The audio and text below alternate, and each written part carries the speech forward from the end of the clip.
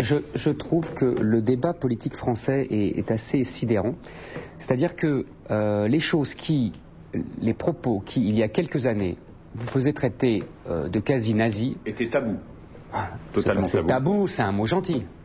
C'est-à-dire que moi, je me souviens d'un temps où quand on disait que le regroupement familial était une catastrophe, on vous traitait de nazi. Et aujourd'hui, c'est en discussion. La vérité, Christophe, c'est que ce que tu dis est bel et bon, mais que ça ne sera pas fait. C'est-à-dire que personne n'arrêtera le regroupement familial pour plusieurs raisons. D'abord parce que nous serons attaqués devant les tribunaux européens, parce que la Convention européenne de justice nous interdit. Donc il faut déjà accepter le bras de fer avec les institutions judiciaires européennes. Moi, je suis favorable, mais il faut l'accepter.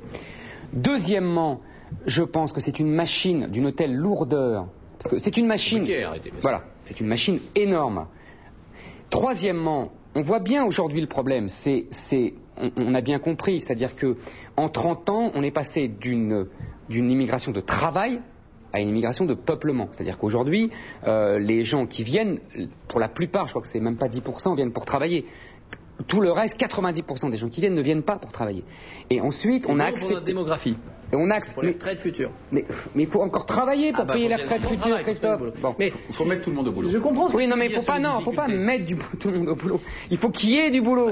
Il faut qu'il y ait du boulot. Il faut arrêter avec ça. Deux choses, il faut qu'il n'y ait pas d'incompatibilité. Il y a des gros problèmes. Moi, je reçois des courriers de gens qui m'écrivent et qui me disent j'ai voulu embaucher un tel, mais il y avait un problème de religion. J'ai voulu embaucher un tel, mais il y avait un problème de violence. J'ai voulu embaucher un tel, mais il y avait un problème de langue. Donc il y a un problème d'accompagnement de ces gens pour qu'ils soient employables. Il y a un problème d'acculturation. Voilà, donc il faut le faire. Mais il faut les aider. Mais il ne faut pas les aider, il faut qu'ils veuillent. Attends, tu dis ils ne pourront pas repartir. Ils pourront pas repartir. Mais bien sûr qu'il y en a qui veulent. Mais bien sûr, il y en a qui se battent, il y en a qui veulent, il y en a qui y arrivent. Évidemment. Deux choses, Eric. Un, à quoi tu sers? Puisque tu dis le regroupement familial c'est pas bon, mais tu dis aussi on n'arrivera pas à le défaire. Non, je dis j'attends quelqu'un qui ose l'arrêter.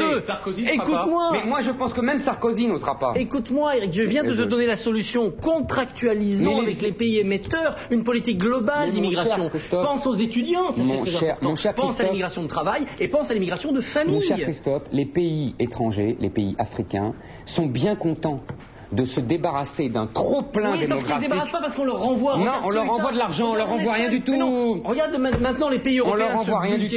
Regarde en Espagne, les grillages, on les a mis dans le désert, on les a envoyés. Les charters, on en fait. Il faut négocier avec ces pays. Mais on va revenir en France. C'est vrai qu'il faut les aider pour qu'ils fixent de politique intérieure. Ils ne s'en débarrassent pas par plaisir, ils n'ont pas trop les nourrir. Bah oui, je suis bien d'accord.